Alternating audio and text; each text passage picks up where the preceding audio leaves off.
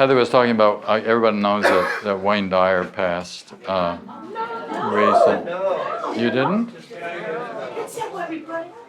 Oh, I thought that's why you were talking about it. Oh. A week or so ago, a Saturday. Yeah. Saturday a week ago. 75. Actually, a very interesting thing about Wayne's death. I didn't know Wayne, but we did meet once at a conference, and he did endorse 2 of my books, which was very nice of him. I guess you all know that he had leukemia, so he was diagnosed with leukemia 5 years ago, I think. He was making every effort to overcome that with his mind. And when the word of his death came out, it came out that he had died of leukemia. And the family did an autopsy, and they found out there was not a bit of leukemia in his body. Wow. All right? Absolutely zero. He died of a heart attack. Yeah. It's known now, though. Yeah, you can go online. It's interesting. When I first looked it up, it said cause of death leukemia, and now if you go in, you type it in, it's cause of death heart attack. And his daughter sent out an email that went viral about the fact that it wasn't that, it was a heart attack. Right. Not leukemia. Right. All of his alternative therapies actually did work. Right. It should have said cause of awakening, enlightenment. Shall I say that for all of us? I know. Okay. All right. Any questions before I get started? Okay, let's go a little bit further into our booklet here. Let's go to page 8 and 9. One of the phrases that you see a lot in this chapter is the phrase, reason will tell you. And I think it appears something like 6 times in this chapter. Look on the bottom of 8, for example. It says, reason will tell you that the world you see through eyes that are not yours must make no sense to you at all. World that you see through eyes that are not yours. In other words, we're not talking about the physical eyes, right? We're talking about another kind of sight or another kind of vision. And let's go to the top of 9. Let's do actually the not thinking part. Train your mind to recognize when it's not really thinking at all. This is an important point in the course, which it says a lot, that much of the time we need to recognize the fact that what we're really doing is daydreaming, or we're not really thinking, we're in a state of thoughtlessness rather than being thoughtful. While thoughtless ideas preoccupy your mind, think how much that's true if you drive a car, driving the car, or riding a subway, or whatever you're doing, right? The mind is blocked. We block reception of inspiration and awareness of our own divinity by really kind of rehearsing our problems in our minds. And we kind of going over and over and over them, and which are really just forms of projection. Now, it's a kind of a silent projection. You're not making the projection out onto the world, but you're projecting within your own mind. Even though you may not talk to anybody about it or say anything about it, but just notice how often you'll be kind of preoccupied with whatever the thought about what the problem is that's in the world that's somebody else's fault, for example. That's where the real healing needs to occur, because it's nobody else's fault. Even if there's most obvious that it is. It still all depends on how I'm choosing to see whatever it is that I'm seeing. It's my choice, right? And from that standpoint, you realize as well, you cannot be hurt. It's all a matter of how we choose to see. Can I share something funny with you? This is just occurred if I... No, I'll share it after the next break. I don't know where I did the piece of paper. It's about projection. Let me go on with this paragraph here. Train your mind to recognize when it's not really thinking at all, while thoughtless ideas preoccupy the mind. The truth is blocked. Recognize that your mind has been merely blank. Daydreaming, in other words. rather than believing that it's filled with real ideas, is the first step in opening the way to vision. Vision is really seeing the way God would have us see.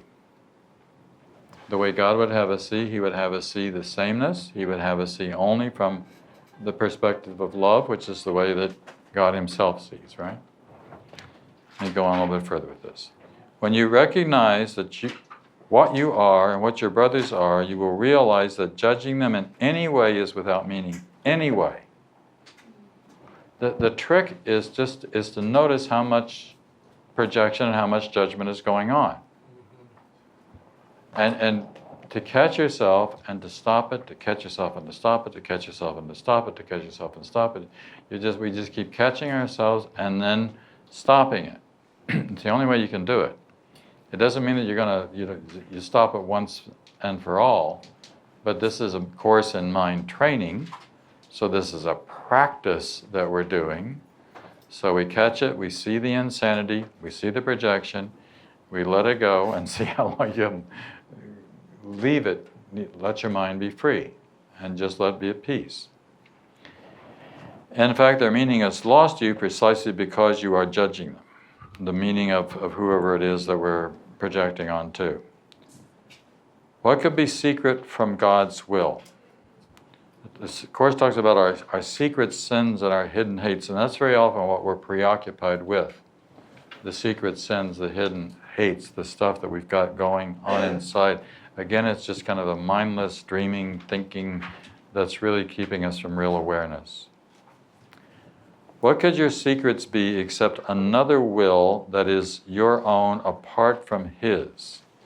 So this is really the point. We started off with this afternoon. We think that we can have a will outside of God's. That is actually impossible. The only will there is God's. And this is where the ego is in revolt against this idea. What you want to do more than anything else in the world is what God would have you do. Your will and God's will are exactly the same when you're in your right mind, when you're following reason. That doesn't look like the case to the ego, because it looks like if God wins, I lose. It's quite the opposite. When God wins, you win. And both are the same. There is no difference. And actually, while that seems to be such a contradictory thing, it's so blissful to have that experience. I mean, to be able to think in alignment with the mind of God. But this is the Course saying, this is who you are in truth. This is the mind. This is the holy instant. This is a holy instant. So you want to hold the holy instant. And whenever we are loving, we're in that instant. Or whenever you're just not entertaining that insanity. Sometimes it just may be a very peaceful thing. You're just meditating or just sitting, looking at some piece of nature. At the bottom of 9, reason would tell you that this is no secret that needs to be hidden as a sin, but a mistake indeed. So the Course draws in a distinction between a sin and a mistake, and everything is a mistake. There's no such thing as a sin. You can't be separated from God. We can make mistakes which are temporary. It looks like we've made a mistake. I mean, it looks like a sin, but it's not. Do you know that I probably have told this joke before, but let me tell it again because it's appropriate right now. There's a story about a woman who goes to her priest, and she's who's a Course in Miracles student. Very unusual. And says, Father, you have to forgive me because I've sinned. And he says, what's the sin? She says, I committed the sin of vanity. He says, how is that? She says, well, every day I go, I look at myself in the mirror and I say, you're just so gorgeous, you're absolutely beautiful. And he says, listen, that is not a sin, no, that's just a mistake.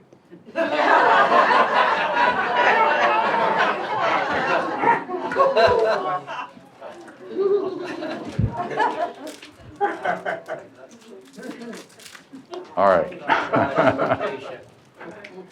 Top of 10. Let not your fears of sin protect it from correction. It's important. Not your fear of sin protect it from correction. For the attraction of guilt is only fear. That's a very important line. The attraction of guilt is only fear. Here is the one emotion you made, whatever it may seem to be. This is the emotion of secrecy, of private thoughts, and of the body. Remember, I've quoted here several times before the last line of lesson 52, which I think is so important. This is something that the Course has asked you to say to yourself. Right? Would I not rather join in the thinking of the universe than to continue to obscure all that is really mine with my pitiful, meaningless, private thoughts? Now, what's nice about that particular passage is, would I not rather join in the thinking of the universe? That's very important. There's a kind of thinking which is the thinking of the universe. This is the mind of God we're talking about now. Would I not rather join in that, the thinking of the universe? And that's there. Pierre Teilhard talked about it as the noosphere, the noospheric link that goes around the planet, that connects all of us on a mind level. He called it a net or a web. He died in 1955. He had no idea that there would be a net and a web that would exist someday, all right? Which is a kind of a place where we're thinking like electronically together, right? But the Course is saying it's never in a matter of form, so we transcend that form to another level, which is actually, and that's why when you tap into that level, you feel inspired. Poets often feel as though they're receiving something, poetry or music comes to them. It's given to them. I was watching a little documentary on John Denver a few weeks ago, and he's talking, recording. He was telling about writing Annie's song, and he said he started writing. He was standing at the top of a mountain in Aspen, getting ready to ski down the mountain. And by the time he got to the bottom, he had the entire song. Right? It never changed a word of it. It all came to him. Right? Just that's really being in connection. Right? That's you feel so good when something like that, it's given to you. Right? It's given. Right? But not if you're entertaining all these silly private thoughts. Then you're not open to the inspiration that's there, the creativity. Creativity is a very important word in the Course, or creation is a very important word in the Course. The Course says that our basic function in this world is healing. That's what we're here for. That's the basic thing we have to do, is to heal. And what we're healing is our minds, which are sick, right? Because they're split, they're divided. We live in two worlds. We try to live in two worlds at the same time. A little bit of heaven and quite a bit of hell. And the Course is asking us to completely let go of the hell and only know the heaven that's there for us, right? So we're trying to make this complete switch. And that's what completing the atonement means. Completing the atonement would mean that you have made the complete switch. And now you only receive, you only know what God's thoughts are. Let me back to reading this, right? This is the one emotion that opposes love and always leads you to sight difference of difference and loss of sameness. And what we're talking about here is fear again, right? So let me repeat the thing. We're talking about fear. This is the one emotion that opposes love and always leads to sight of differences and loss of sameness. Again, sounds like I watch a lot of TV. I don't, but I was watching a thing recently on preppers, the doomsday preppers. But people that are preparing for the end of the world, and just this week, this little thing, this guy was teaching his 12-year-old son and his 9-year-old daughter how to shoot for people because he's got this tremendous store of supply of food and stuff because he's convinced that. And I got to thinking, this is all about fear. And it's all about the body. Right? It's all about protecting the body. And teaching your children how to kill other bodies that might come around looking for your stash should some catastrophe happen, right? What the Course in Miracles would say is, should there be some event like that occur and somebody comes looking to you for help, help them. You know, you help each other. You know, that's what you do. You don't kill. That's what the ego's been saying, kill forever. Or stop it. Okay, let's go a little bit further with this. Of all the message you've received and failed to understand, this course alone is open to your understanding and can be understood. This is your language. Again, this is why this is a course in mind training. We are learning, actually, this is your language. You're learning the language that you already know. You're reminding yourself about what you already know, right? You do not understand it yet only because your whole communication is like a baby. I said that earlier. So we're kind of at the baby level of understanding. But as you keep studying, you keep working on this, then as the spiritual maturity begins to occur, we move beyond that baby level. Okay? We begin to understand it, just like you would understand it's really a good analogy of foreign language. Just like you would begin to understand a foreign language. It would begin to make sense to you. After a while you hear a phrase and you know what the phrase means. Just like if you were studying French or Spanish or something, you would suddenly be clear about what that was. Or another good example would be like music. You're studying music. All of a sudden, the notes make sense to you. You could play the notes. We're learning how to play the notes, to sing the song, to say the words that are right. Because it's really the way we want to think. So in each holy relationship is the ability to communicate instead of separation born. It's all about our basic function, I just got through saying, is healing. And the process for the healing is communication. Okay, that we're learning how to communicate. Not just verbally. But we're learning how to communicate on a higher level. We're learning actually how to communicate even without words. That's why I was saying earlier that if you can begin to integrate these concepts, you'll find that the world begins to come into its order around you automatically without you doing anything, without you even saying anything. Because you won't be feeding the insanity of the world. You'll be loving the world and giving. And so the world will just naturally wants to be sane, wants to be loving. But as long as the insanity is there, as long as the projection is there, by the way, Diane told me during the break that in Camarillo, which is right next to Ventura, there used to be a big mental hospital which they closed. And they let the people out. All right. Okay, a little bit further. Let's go to the bottom of 10. Well, let's go. Communication must have been restored to those who join. For this they could not do through bodies. What then has joined them? So there's a communication which occurs. It's not through bodies. That doesn't mean that we can't use bodies. In fact, we do use bodies, especially initially we use bodies.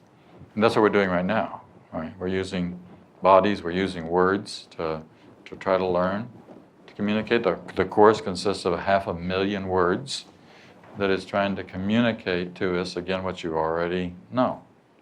The bottom of 10. Reason will tell you, see how often this phrase, reason will tell you, that they must have seen each other through a vision not of the body. and communicate in a language the body does not speak.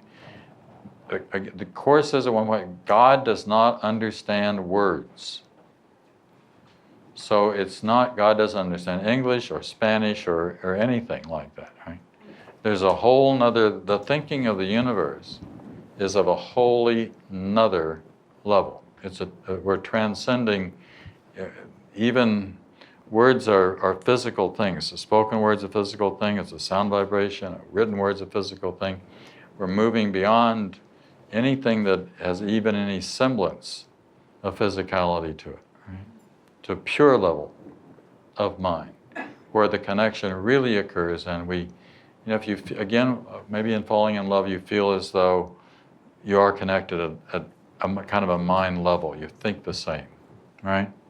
Because you're thinking the same.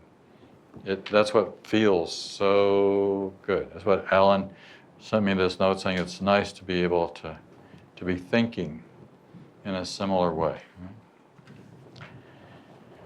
Going back to this, I'll start off with it. Reason will tell you that they must have seen each other through a vision not of the body and communicate in a language the body does not speak, nor could it be a fearful sight or sound that drew them gently into one. Rather, in each the other saw a perfect shelter where his self could be reborn in safety and in peace. Such did his reason tell him. Such he believed because it was true. Because it is true. Right? People used to just say that they just enjoyed being around Ken. If just being around Ken was fine.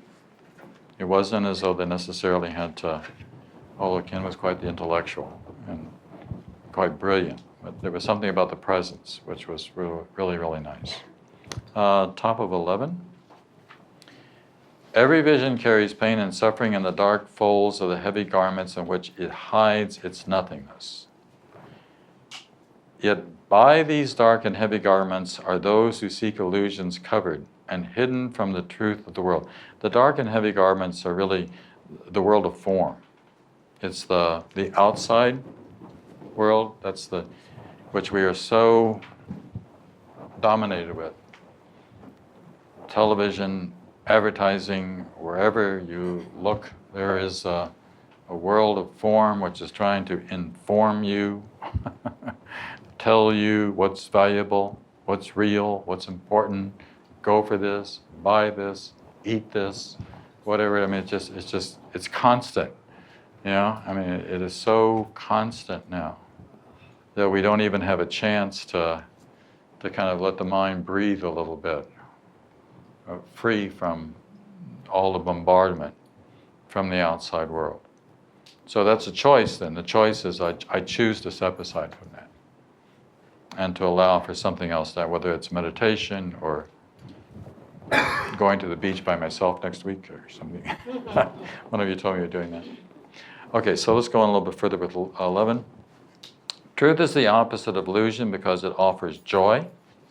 What else but joy could be the opposite of mercy? It's interesting, joy is one of the 10 characteristics of a teacher of God that's in the Manual for Teachers. And the Course juxtaposes joy kind of over against pleasure. There's a difference between joy and pleasure. Pleasure is something that happens with the body in particular, right? So we stimulate with the food, the drink, the sex, the massage, the whatever it is, the stimulation, right? But the problem with pleasure is that it's temporal. It only lasts as long as it lasts. And then, the food ends, the sex ends, or whatever it ends, and then in order to do it, you got to repeat it again in order to have it, right? But joy is eternal. Joy is, and actually, the more you get into the opening of the mind, the more this joy becomes a steady state. It's one of the characteristics of heaven, that you're in an eternal state of joy. Can you imagine anything that you would like better than being in an eternal state of joy? I'll keep reading that part here. To leave one kind of misery and seek another is hardly an escape. To change illusions is to make no change. The search for joy is misery. The search for joy in misery is senseless. For how could joy be found in misery? And at the bottom, illusions carry only guilt and suffering, sickness and death to the believers. The form in which they are accepted is irrelevant. The form of misery in reason's eyes can be confused with joy. Joy is eternal. I just was saying that. You can be sure indeed that any seeming happiness that does not last is really fear. That's true because it's temporal. And that's why it doesn't last. Okay? And then reason will tell you again. Reason will tell you the only way to escape from misery is to recognize it and go the other way.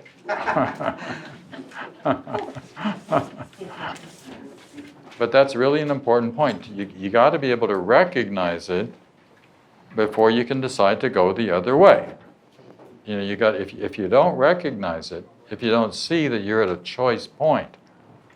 This is one of Ken's major emphasis was on the decision maker, power of the mind. You are a decision maker. It's the decision maker that decides which are we going to choose, the ego, or are we going to choose for the Holy Spirit? And that's becoming very aware of Charlie the chooser who's in there looking to make the right choice. And actually it's very, very simple. It's so incredibly easy. But we all know about this thing called temptation, right? And the temptation to overdo something, overeat, overdrink, over whatever. And then we all know about that. It's a very simple little decision. It's just this tiny, of course, it talks about the tiny change of mind. The tiny change. Do I light the cigarette or do I not light the cigarette? You know, it's the tiny change of mind. Just a little tiny thing could change in an instant. You want to tell them? You don't have my. Yeah. All right. No, you don't. She got that. He got that up. Okay. She got it. Since I already told my boyfriend, he didn't know that I was smoking for a long time. Okay, wait. Get it turned Okay, on. all right, since I already told him, now I could tell you, because he already knows. All right, so I was smoking cigarettes and I was having very hard time stopping. I've been trying to stop for many, many years. And it was a block for me with the Course in Miracles. Although I know that guilt is not real, when I smoke cigarettes, I would feel guilty, Feel guilty. because I have a lot of health issues going on with me. So it wasn't just like I was smoking a cigarette. I was actually causing damage to myself, smoking the cigarettes. So anyway, I tried gum patches, everything, and I just couldn't stop. And I would stop doing the Course in Miracles, then I'd stop smoking, pick the Course up again. And it was like a revolving door with the smoking and the Course in Miracles and the guilt. And I was like, I wonder, if I could talk to Jon. Maybe that would do something, because he's somebody that I respect and I look up to. So maybe if I tell him about my problem, it will give me some motivation to change. So I called Jon up and I said, Jon, do you do counseling? And he said, no, not anymore, but since you're a student of mine, what's your problem? And I said, first, how much do you charge? And he said, he gave me the old Bob, who is it, Bob Newhart? He said, $1 a minute. I said, okay, great. I'll take 20 minutes of your time for $20. He said, call me on July 14th. So on July 14th, eagerly I was waiting. I called him, and when I called him, I just talked to him, and I kind of I think I told him my whole life story. And he said to me at the end, Veronica, you know what you have to do. You have to make a decision. You have to make a choice. And I gave him, okay, Jon, I know you're right. And he goes, you know how many times you said that to me? Anyway, when I got off the phone with him, I was like, well, what was that for? And the Course in Miracles says, I do not know what anything is for, right? So I don't know what that was for. And then I was driving my car down to Bayonne. I did go and smoke a cigarette after that. I did. I had one more cigarette. But then after that, I was driving down to Bayonne from Jersey City, and I felt something wash over me, just wash over me. And I started crying because I felt a sense of freedom. And I knew in that instant that I would never smoke again. And tomorrow, or on the 12th, it will be 3 months. It was amazing. Thank you, John. Oh, thank you, honey. I didn't do anything, as you very well know. Collected $20. I don't even know why you did that. There's a mic over here. Just a quickly fact, July 14th was actually Helen Schuckman's birthday. So there are no accidents in salvation. Thank you. September 14th? No, Not July 14th. July. It just passed, okay. Yeah. Okay. Let's go to page 13. Let's go to forsake not, about halfway down the page. Forsake not your brother. Forsake not now your brother, for you who are the same will not decide alone nor differently. Either you give each other life or death. Think about it. Just the projection is to give death, right? To give the love is to give life, right? The Course says that God is love and that God is life. But we're really giving life when we give the love. Either you are each other's savior or his judge. You know, which one do you want to be, really? Right?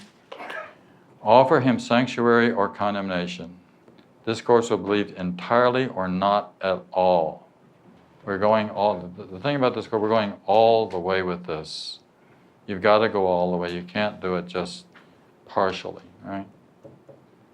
Like I said up on the top of 12 there, and I've said this here before, you know, our children don't need to be fixed, they need to be loved. Our mates don't need to be fixed, they need to be loved. Our employees don't need to be fixed, they need to be loved. It's just doing the loving thing. It's not doing there's no fixing. Don't try to fix things. Don't try to fix anyone, because you can't even fix yourself, let alone to think that you could fix somebody else, right? Yes. You want to take the mic if you're going to. I'm sorry, but we have this is being recorded for video. You don't want to talk? Oh, okay, I got it. You don't have to. No, I guess what that always comes back to the guilt, Right. or the fixing of ourselves, right? Of always That's right. whatever that we are experiencing in this lifetime, we want to look in the outside world or blame, and it comes back to us. So then, at what point, when we recognize that it's our own undoing, the forgiveness comes within inside of ourselves first. Exactly. But we can't do it alone. No, you can't. That's why you have to ask for help. And we're asking the help of the Holy Spirit to help us to get through this. And the Holy Spirit is always there and always willing to help. And there's a very simple way for you to recognize whether or not that you've really forgiven. And the way that you recognize it is that when you do it, you'll have this revelation that the revelation will say, oh my God, I'm the one that's forgiven. I'm the one that's forgiven. I'm the one who's liberated. I'm the one who's free, because I'm not hanging on to this anymore. I'm not seeing this as a problem anymore. It never did have anything to do with the other. It looks like it's the other, right? It looks like somebody else is responsible, somebody on, and that's not to say that this other hasn't done something in the level of form, within the world of form, and they may very well have done something, right? But still, it's how I'm choosing to see that.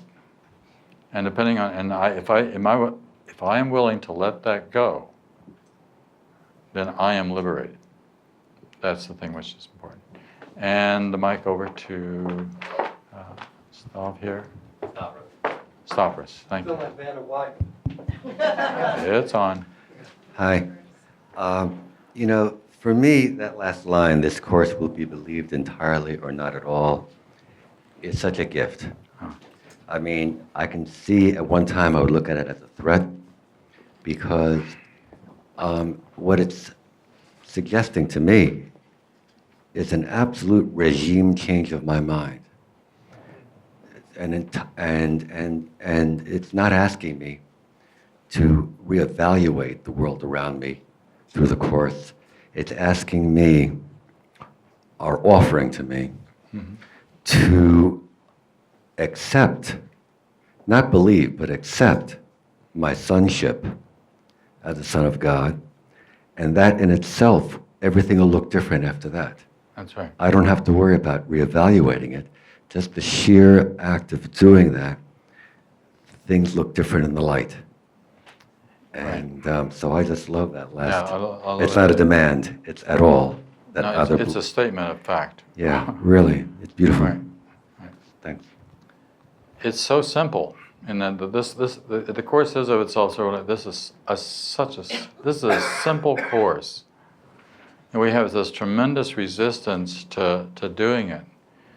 But all you got to do, like Jesus saying to Helen, why don't you just want you to do what I'm asking you to do? It's so simple. We know when go back to Veronica's here. I mean, we know when we're making that choice, and we know when that choice is making us feel guilty, right? And so you also know in that exact same instant you could make another choice, and you would not feel guilty. There wouldn't be any guilt there at all. I mean, how simple can it get, right? And yet, the insanity is so deeply ingrained in us, the split, the division, the sense that God is beating us up. Did you have a question, Dawn? Yeah, I wanted to Wait, share, sorry. Okay, you can share, but you got to share with the mic. Thanks. Okay. Gosh, you talk about guilt and being a student of the course, we beat ourselves up when we're in fear because we're students. We shouldn't have this fear. And one of the things that has been plaguing me for like 2 years is sleep. I've had, and it's a problem for like 87% of the people out there during the week, sleeping problems. And I finally, with all of this work, created an awareness around what it was all about. And what it came to be for me was waking up and going to a place of fear over the illusion, over anything that happened during the day, in business, in the world, whatever. Right. And now, just the simple practice of stopping and literally just saying, I hand this over to you, Holy Spirit, just handing it over. I will tell you, over the past couple of weeks, I've been sleeping so much better, like a baby. And it's just so simple. So, but all you did. It's just so beautiful. All you're doing there is relaxing. I mean, relaxing the mind, rather than letting the mind be preoccupied with all of the stuff that the mind can be preoccupied with, right? Just sort of willingly surrender to the relax. And then there you go. How simple it is. Yeah, right. All right. Let's look a little bit at page 14, and then we'll have another question too, and we'll take a break. Let's look in the minute. The reason we'll tell you again. For it is wholly true or wholly false, you cannot be but partially believed, and you will either escape from misery entirely or not at all. Reason will tell you that there is no middle ground where you can pause uncertainly, waiting to choose between the joy of heaven and the misery of hell. Until you've chosen heaven, you are in hell and misery. That's kind of what you were just talking about. It's this simple choice in which I decide to let go and choose heaven instead of thinking that I have to continue to be worried and anxious and preoccupied with what looks like hell. All right? Which isn't even there. Let's look at the bottom of 15, and then we'll take a break here in a minute. Behold the great projection. It's like, behold the great pumpkin. Well, that's what it is. The whole world is a great projection. The whole thing is this fantastic, made-up, insane world where the war is going on. Behold a great projection, but look on it with a decision that it must be healed and not with fear. You can't go to war as a means of healing. Nothing you made has any power over you unless you still would be apart from your Creator and with a will opposed to His. We've talked about this a moment ago. Your will and God's will are one and the same. There is no difference. For if you would believe his son could be his enemy, does it seem possible that what you made is yours? You would condemn his joy to misery and make him different. And all the misery you made has been your own. It's always our own. It's always a matter of choice. Are you not glad to learn it is not true, that all your misery is not true, that none of that is needed? Is it not welcome news to hear not one of the illusions that you made replace the truth? It's so simple. The Course is just asking us to come to the realization of the truth of who we really are. How simple can that get, right? And stop living in a dream. What goes on in dreams? All dreams. If you think about most all the dreams we have, there's always a problem. There's always some element within the dream that's unfinished, that's incomplete. You can't get somewhere. Something is blocked. Something is thwarted. Things keep changing, right? Well, that's not true in heaven. I think it's really hard for us to understand that heaven is, the Course says, is sameness. Again, the ego thinks that sounds like dull, but it's just exactly the opposite of that. It's actually bliss. Any questions? Okay, we're at time for a second break. There's that reason again. Keeps bringing reason back in, right? It's a very good thing. Reason will eventually lead you to knowledge. Knowledge is really, in Course terms, equated with heaven, because what you know is God. What you know is the truth. What you know is eternity. That's where this whole thing is going. We're going all the way home to. It is. Did you hear what he said? He said, reason was synonymous with the voice of the Holy Spirit. Okay, that's a. Every time I read Reason will tell you, I say, the Holy Spirit will tell me, or my true self will remind me that this is saying the same thing. Yeah. By the way, you didn't get asked your, or did that pass? You had a question at the end, or? We were spending some time talking about sameness. Uh-huh. And for me, I like the word oneness. Right. Oneness cannot be divided. Yes. So, it isn't like everything's equal. It's just everything's one. That's right. And then for me, that makes it all. Oneness is Solid. where this whole thing is going to. But sameness is another way of talking about oneness. Right. Okay. Okay, can we have the mic here?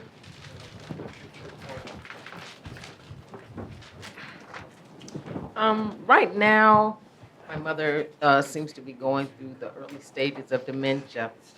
And since we're projecting, I'm just wondering, the projection, you know what I'm saying, having to deal with that.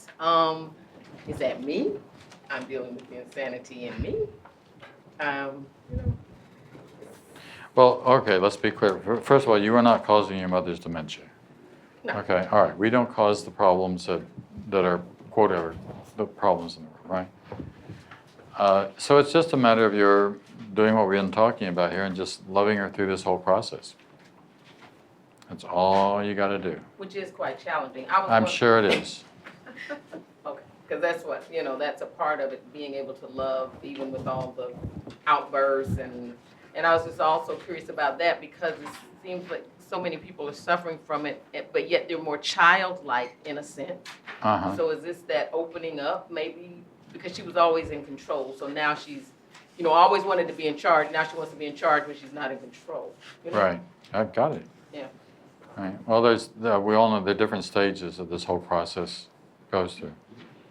She may be very loving at another point. Eric, you want to pass it back to Eric? Yeah, I'm just thinking about situations like what I'm not sure, I don't know what your name is. Latrice. Latrice. There's what's actually going on now, and then there's the projection of what it's going to be like tomorrow and next year Wow, and the year good after point. that, and when she's in the grave. It's all that projection is suffering, unnecessary suffering that's not happening now. Right. So we're so easily we're so easily giving up our peace now for a projection of something in the future, Very good. and it's very painful. Right. Right. So that's a very good point. Just always bring it back to the now. Right. You're just living her now. Right now. Whatever it is that's going on. Right. When we were in Ventura, Camarillo, we took a ride with a friend who took us around. His mother, who was 101, was with us in the car. She's just beginning to show significant signs. Can you imagine at 101? And she was such a trip. It was so much fun. She kept saying, "You got enough gas?" Every 15 minutes or so, right? Very short term. And we were going uphill, and she said, "Whoa, we're going way downhill." No, we're going up. Then when we were going down, she thought we were going up. So it can be fun. That's what I'm getting at. There's a point of it. All right. So anybody else? Then let's go. Oh, okay, Amy. Yeah. Here I am being difficult again. Sorry about that. Are you really? Reason as Holy Spirit. My perception of reason is of ratiocination, which is very different from, You're being a little too rational here, are you? yeah. Okay. Right. Reason, and as Brad says, it is the listening to the voice of the Holy Spirit, which is really just knowing what the truth is, and then following the truth, doing what the truth is. Okay, so this is reason being used in It's not. context of this. Yes, it's not used in the terms of figuring something out. It's not the intellectual. Thank you. Thank you. You're welcome. Okay. All right. So I think I was about to do reason, wasn't I? Reason will tell you that the form of error is not what makes it a mistake. The form of the error is not what makes the mistake. If what the form conceals is a mistake, the form cannot prevent correction. The body's eyes see only form. Let's go on with the next one. These eyes made not to see will never see. Where are you? I'm on page 21 in the middle. These eyes made not to see will never see. Now what the eyes it's talking about here are the eyes of the body. Now that sounds totally backwards or ridiculous, but the eyes of the ego's eyes made not to see. So the ego's eye, the body's, we see form. We see the outside. We see the world. And we see the news. We see all the dimensions of the form that can give it to us. But they're actually made not to see. In other words, we don't have insight. We don't have real seeing, right? For the eyes, for the idea they represent left not its maker. And it is their maker that sees through them. Now this is a very important point that comes up time and time again in the Course, which talks about ideas leave not their source. So it's what's going on in the mind that is always the important thing. Ideas leave not their source. We can't throw it out onto the world.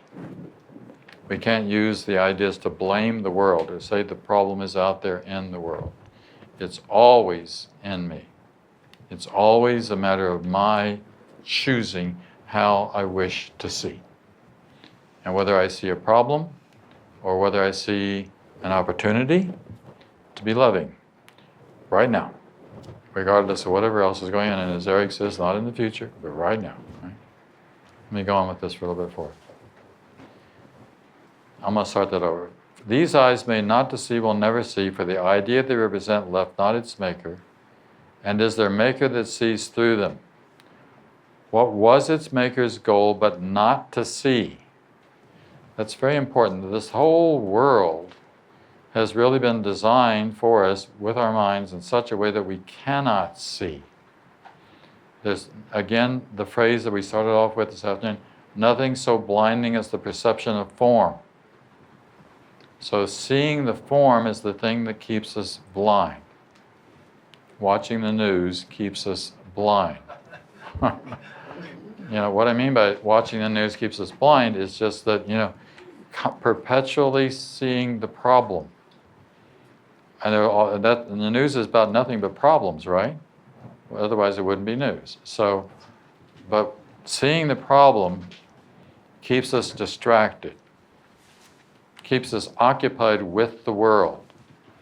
So we get caught up in politics. Somebody was telling me this last week or so how much they hate Donald Trump. And I thought it was interesting that she used the word hate, right? I'm sure Donald Trump doesn't, you know, his philosophies deal with it, right? But think about that. Where's the hate coming from? I mean, why in the world would we pick out a personality in the world and then decide to throw hate onto that person? Because obviously it's inside me. It's inside, you know, there's that line about anger does more damage to the vessel in which it is stored than that on which it is poured, right? So it's really doing damage to me. It's not doing, Donald Trump doesn't care about whether people hate him or not. Why would I let something like a politician take my peace of mind away from me? And why? And the Course is saying, why would I let anything take the peace of God away from me, the peace of mind away from me? My mother, who has signs of Alzheimer's, why would I let that? It is what it is another way to say that, right? And so I deal with it in the present moment by just loving it in the present moment. Let me go on a little bit for this. For this the body's eyes are perfect means, but not for seeing. But so we might use the word insight there. See how the body's eyes rest on externals and cannot go beyond. It stops there. It can't penetrate to see the person. Watch how they stop at nothingness. Nothingness is the form. Nothingness is all the stuff on the outside. Unable to go beyond the form to meaning. Those of you who have been here a lot know that I taught for a while inside Sing Sing, for 8 years actually, inside Sing Sing prison. Courses in philosophy and religion and psychology for Mercy College. And we teachers did not know our students' crimes, and nor were we permitted to ask the students what the crimes were. And it was so good that we didn't know the crime, because it meant that you kind of got to know the person as a person without the past, without pulling the past into what brought them into this situation. And it was really lovely in some cases. I mean, it was really nice just to get to know somebody straight across and to get to like them and to see the sweet soul that was sometimes, I mean, obviously these folks had made some very bad choices. Otherwise they couldn't have been there. But not seeing the sin, because they had no idea what the sin, so to speak, was, or the separation was. And in some cases it was, you know, they were murderers, or they had chosen really things that had been very, very hurtful to others. And yet you could still see you could pass through all that.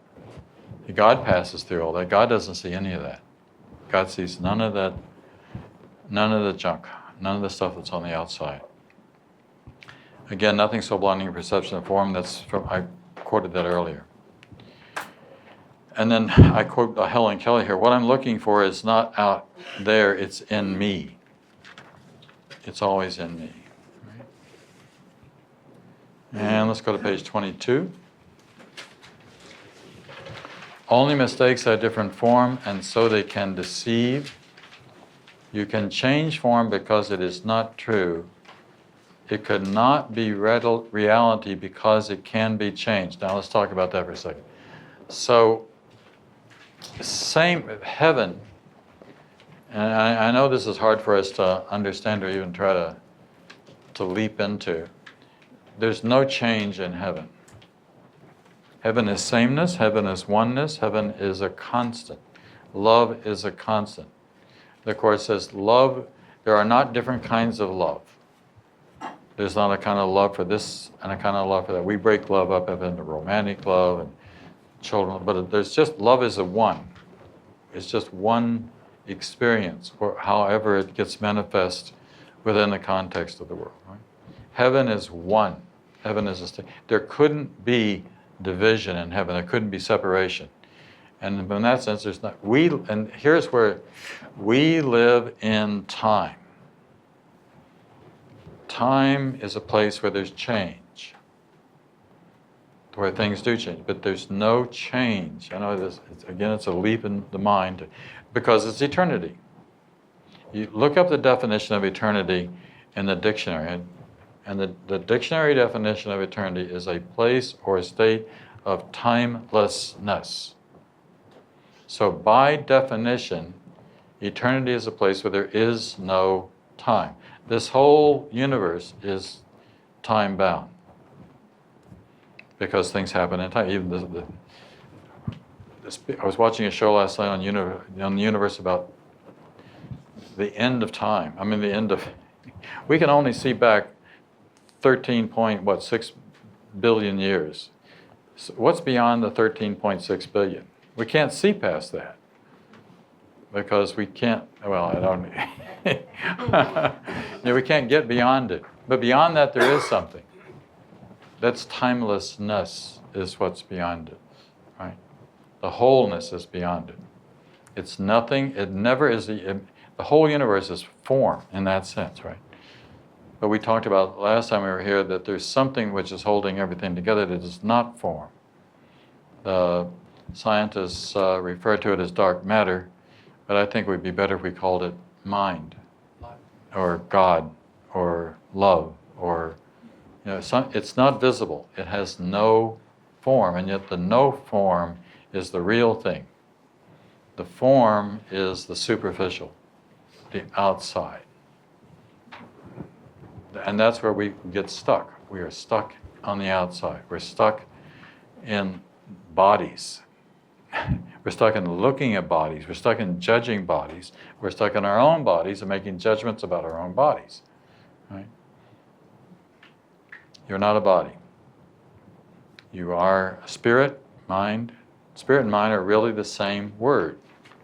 It's the same thing. In German, the word means the same thing. In Dutch, it means the same thing. In French, it means the same thing. Okay? That's not true in English or some other languages, but it's all one thing. Okay. Any questions at this point? Because we're going to break off in a bit. And by the way, John, I looked up the word reason in Webster's, and Okay. the first definition says reason is the capacity for rational thought opposed to the capacity for discrimination. now you're going back to Amy's definition here. Yeah. No, for rational thought. What did she say? Well, before? read that again. Reason is the capacity for rational thought opposed to the capacity for discrimination. Oh, okay. It goes. Yeah. Okay. Yes. The way I interpret that is the reason we'll tell you is that we are rational creatures, and this form that we have, that we see, that we ground ourselves in, is a learning tool. And to make use of it, make use of the tools that, reason is one of the tools to get us there, to get to the point beyond measurement, beyond form. And so for the time being, Yeah. we have to make use of what we have. And so enjoy it. That's another one of the tools, is time. Of course, the tools are, the body is a tool, properly understood. properly used, the proper function of the body is that it's a learning device. So in that sense, it's a tool. Time is a learning device. You can say reason is a learning device. It's all of, and we've been given all of these temporarily to get out of here, to help us to get out of here, to help us to be free. Or return. To return, right. To go home. Yes, Vern. When I was reading chapter 21 and chapter 22, and it came to reason, it struck me as I was reading it as common sense. Just common sense would tell you, like if you read what reason is telling you and you really think about it, it's what makes sense. Yeah, how simple is that? Right. Right. It's common sense Yeah. will tell you, whatever Yeah. it's telling you. So from that standpoint, we know when we're going crazy. We know when we have an irrational thought. So then we're at the point of choosing whether or not we're going to let that irrational thought take the peace of mind away from us or not. Right. Right. Right. Reason will tell you. All right. Let's go to one more topic before we finish this section. Let's go to page 26, weakness and defensiveness. How does one overcome illusion? Surely not by force or anger, nor by opposing them in any way, merely by letting reason tell you that they contradict reality. They go against what must be true. The opposition comes from them and not reality. Reality opposes nothing, ever. What merely is needs no defense and offers none. Some of you know that one of the major, one of the workbook lessons in defenselessness, my safety lies. There's nothing which needs to be defended, especially on the ego level, because if you are defending it, then you're defending something which isn't even real. Now, we're not talking about not defending your body. If you defend, if your body is attacked, you would do whatever you could to stop another body from hurting it. Because if you let somebody to beat you up, then you are actually an accessory to a crime. You're being accessory to a crime by letting somebody do something that's irrational. Right? But no defense is needed. The best defense is always no defense. Let's go on with this. What merely is needs no defense and offers none. When Jesus is standing in front of Pontius Pilate, and Pontius Pilate says to him, "Do you not hear all the charges made against you? Do you not have anything to say for yourself?" And he doesn't. He has no defense. If Jesus had come back at Pontius Pilate with, "Yes, I really am the Son of God, and you're making a big mistake here,"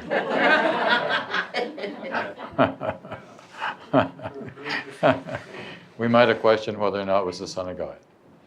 But there was nothing to defend. You don't defend the truth. You don't have to. It's just what is true is what is true, right? Only an ego thinks it needs a defense. Therefore, an ego, and when the ego defends, then we say, "Methinks thou dost protest too much," right? That you want to make the defense. You think that some defense is needed. I'll go on with this. What merely is needs no defense and offers none. Only illusions need defense because of weakness. And how can it be difficult to walk the way of truth when only weakness interferes? You are the strong one in this seeming conflict, and you need no defense. The truth of who you really are as the self, the Son of God, needs no defense, would be another way to say that, right? Everything that needs defense you do not want. So just think about it. If you feel the need inside at any time to defend anything for any reason, and look and think, why do I think I need to defend this? Why? Because all you're defending would be a silly ego. And the truth of who you are needs no defense of all. Going a little bit further with this. How weak is fear, how little and how meaningless, how insignificant before the quiet strength of those whom love has joined. This is your enemy, a frightened mouse that would attack the universe. and it kind of roar against remember the mouse that roared from Peter Sellers, 1959? And Helen knew that, by the way. Was aware of that movie. It's just like, that's what the ego is. The ego is like this little mouse that's roaring against the universe, and it's just nothing. It's totally nothing. It has no power at all. It's not even the universe doesn't even know about it, doesn't pay attention to it, doesn't even hear it. It's meaningless. Right? That's why we want to get away from that and move into the power of God. And let's go to the top of 27. How likely is it that it will succeed? We're talking about this little ego mouse thing here again. Can it be difficult to disregard this feeble squeaks that tell it of its omnipotence? That's what it is. It's like this screaming out of its omnipotence, and it's really nothing. And would drown out the hymn of praise to its creator, that every heart throughout the universe forever sings as one. Which is the stronger? Is it this tiny mouse, and we're talking about the ego here, or everything that God created? The ego is absolutely nothing in relationship to everything that God created. You and your brother are not joined together by this mouse, but by the will of God. And can a mouse betray whom God has joined? That's why we're just giving up the whole idea that we could be somebody, that we have some significance. We could spend a whole lifetime building a person or a personality or a structure or something, and then it all goes away. We all die. We all leave. So what is it you're leaving? A building named after you? A street named after you? A book? Or whatever? You know, it doesn't mean anything. It's nothing. It's just a piece of nothingness. Right? A legacy? What kind of legacy? Who's going to remember this legacy? Right? Well, anyhow. So, any questions? At this point, we're nearing the end of this. The main thing is that this stuff really, really works. But, as we've said, you got to do it. You got to really, really do it. And you got to study it. You got to practice it. And you got to hang in with it. And it is seductive. You will be brought deeper and deeper and deeper in, and it will get clearer and clearer and clearer and it only seems unclear because we have been so poorly taught. We've been so poorly taught for so very, very long by the world. As Mark was telling me during the break that he was seeing that there's a chance. He was seeing that there's an opportunity, that there was a way out. And that's what you begin to see when you study the Course. A lot of people are coming to the Course who are really disenchanted with traditional Christianity in particular, because traditional Christianity does not answer the deeper questions. It could, but it's not really doing that, often because it gets caught up in politics itself. And I run around and give talks in different churches, and I bet you 30-40% of the churches are involved and some embroiled in some sort of political thing that's going on within the context of the whole church structure itself, and it's so distracting.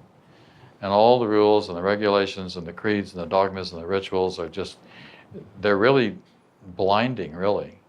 They're blinded by the form. Nothing so blinding as the perception of form. Well, look at all the form in the ritual that's going on, which is really just a way of, nobody changes, nobody wakes up. We want to wake up. In order to wake up, we've got to go deeper. We've got to go really deep inside and say, where is the problem? And then recognize it's inside me. And I can change it. That's what the Course is saying. I can change it, you can change it, and the whole outside will change, not because I'm changing the outside, but only because I change me. And then the outside just miraculously changes, simply changes. Nothing has to happen. So, we have those. Do some of your cards? We'll do the cards at this point. Take a look at your card. You want to share it? Yeah, Yeah. Ellen. Gratitude to God becomes the way in which He is remembered, for love cannot be far behind a grateful heart and thankful mind. Gratitude. How simple that is, right? Some more of you share. We'll keep the mic on one side of the room for a while, and then we'll go to the other side of the room. Okay. Lily Katz, you got one there. All right, go ahead. What is heaven but a song of gratitude and love and praise by everything created to the source of its creation? We got 2 gratitudes in a row there, right? Patricia, you want to share yours? Sure. Everything you teach, you are learning. Teach only love, and learn that love is yours, and you are love. To teach is to learn. That's why we teach this stuff. Rebirth itself is merely the dawning on your mind of what is already in it. We said that today, too. Behind you, yeah. Okay. Dawn? To accept your littleness is arrogant because it means that you believe your evaluation of yourself is truer than God's. That's the mouse. That's the little mouse, right? That's the little mouse that's roaring against, that's the arrogance of this little politician, this little, whatever it is, that's, yelling out at the universe, right? Okay. Wendy, all your past except its beauty is gone, and nothing is left but a blessing. So that's just describing a holy instant, right? All right, nothing but Reason will tell you. No, not really. In you is all of heaven. Every leaf that falls is given life in you. Each bird that has ever sang will sing again in you. And every flower that has ever bloomed has saved its perfume and its loveliness for you. It's how appropriate that a nature photographer would get that. All my flowers that save their loveliness for me and for you. Alina? Only you can deprive yourself of anything. Do not oppose this realization, for it is truly the beginning of the dawn of light. How many times we said that today, right? Anybody else on this side? Okay, Margaret? Whenever you are not wholly joyous, it is because you reacted with a lack of love to one of God's creations. Just think about that one. Yeah. Keith? You have the right to all the universe, to perfect peace, complete deliverance from all effects of sin, and to the life eternal, joyous and complete in every way, as God's appointed for His Holy Son. Thank you. Anybody else on this side? Mark? Yeah. The sight of Christ is all there is to see. The song of Christ is all there is to hear. The hand of Christ is all there is to hold. There is no journey but to walk with Him. And what is the Christ? Anybody? You're the Christ, right? I mean, you're the Son of God. You're the. There's no difference. Jesus says in the Word, there's no difference between you and me, except in time. Right? And that would be in terms of the level of realization, because when we realize it, then you know that you too are the Christ. Right? Can we go to this side? Look, we need a mic for over here. Okay. Heather? No one is where he is by accident, and chance plays no part in God's plan. I thought it was Einstein. Can we say something like that? Well, Einstein may very well. God does not play dice with the universe. Right. So isn't that the same thing? Yeah, it's the same thing. Well, Einstein was also a reasonable man.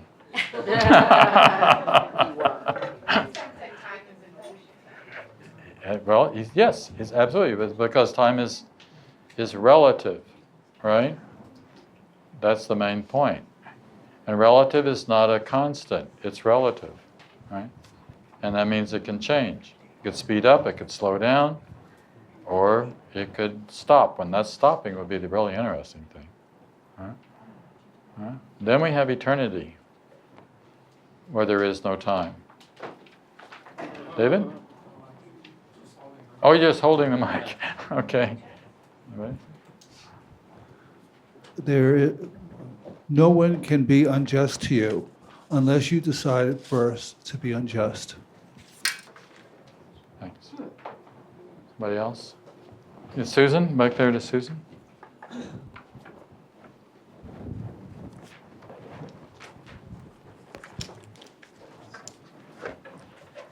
Look with peace upon your brothers, and God will come rushing into your heart in gratitude for your gift to Him, with a capital H.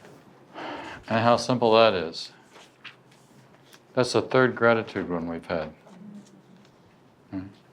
Even looking with gratitude on your brother for the crap they seem to be throwing your way. That's the hardest part of all. Yeah, but it's a lesson. They're learning, they're teaching us something. And they're helping us to grow. And you can see that they're helping us to grow. Right? Whether they're teaching us patience or letting go. Anybody else on this side? Okay, we'll do a meditation. So I'm going to do lesson 49 today. So I suggest that you get quiet, take a couple of deep breaths, relax, be very present, and there's no place else to be.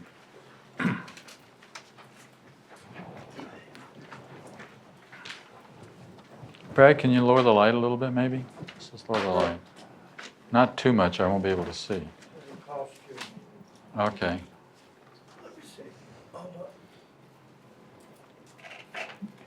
If you can, it's okay. Okay, there we go. Good, thank you. That's very good. God's voice speaks to me all through the day. It's quite possible to listen to God's voice all through the day without interrupting your regular activity in any way.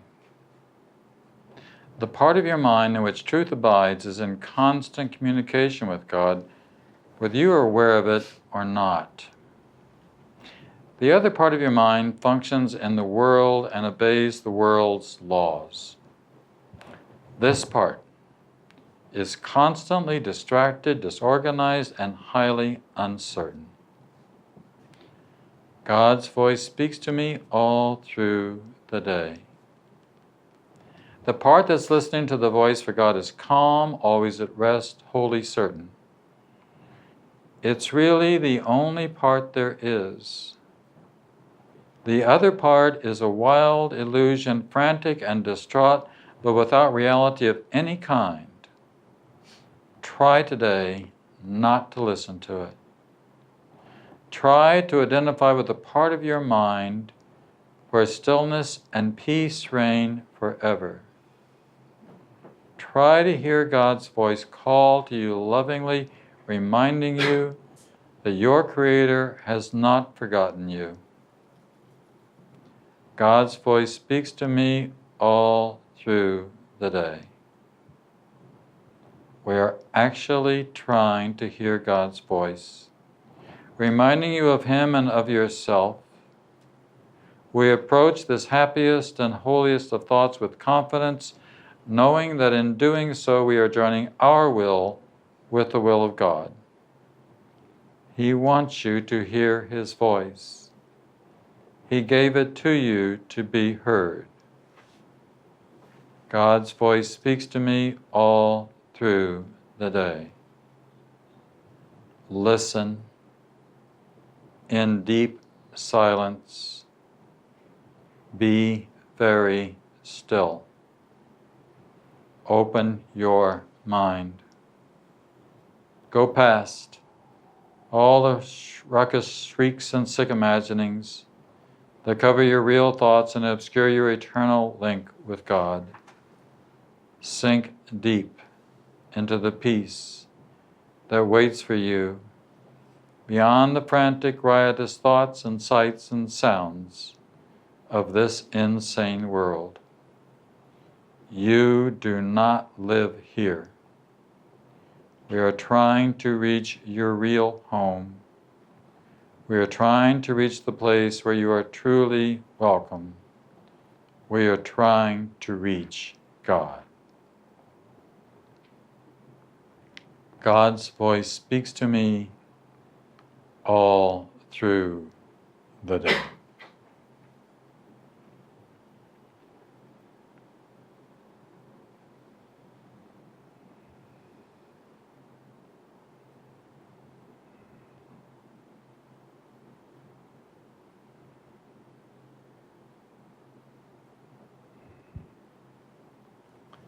And now when you're ready, slowly open your eyes. Come back to the room.